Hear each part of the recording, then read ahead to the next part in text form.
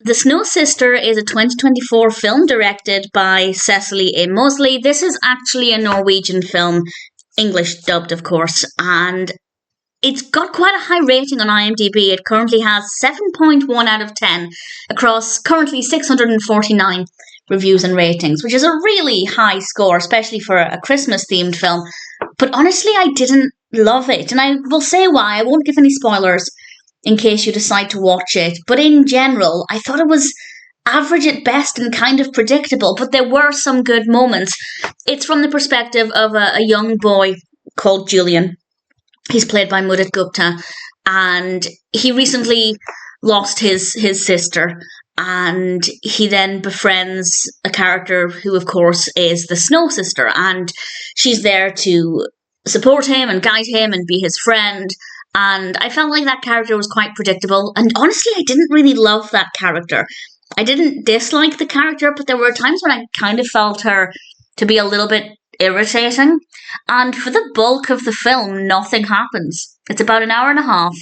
And I'd say the final, not even the final third, I'd say maybe the final 15, 20 minutes were actually really good. I won't say what happens, but the ending I did really enjoy. So if you've started watching it and you're not really enjoying it, I'd say maybe stick with it because it does pay off.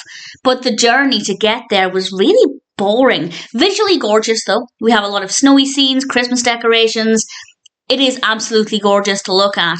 And the performances were absolutely fine. Julian, I thought, was a really likeable character. But our Snøsøsteren, I didn't really care for. Again, I didn't hate her. But considering she's very much at the heart of the story and the heart of Julian's story here, I didn't connect with her as much as I perhaps hoped to.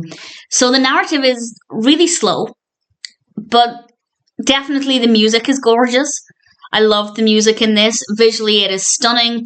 And there are some good messages about grief and how different people approach it. And I think that worked very well. And as I said, the last maybe 20 minutes or so were pretty good. But leading up to that, it was just kind of boring. Not a lot happens, and the characters, well, Julian's okay, but in general, the other characters are maybe not the most interesting.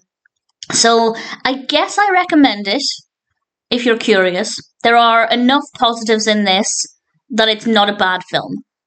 But when it comes to narratives, it's definitely not the strongest, but I think they tried. I definitely think an effort was made here.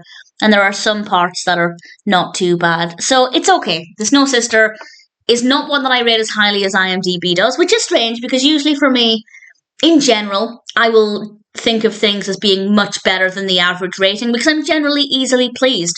But with this one, I just wasn't feeling it. It's not terrible. It's not amazing. I'm happy to recommend it if you're curious, but I wouldn't be watching it again.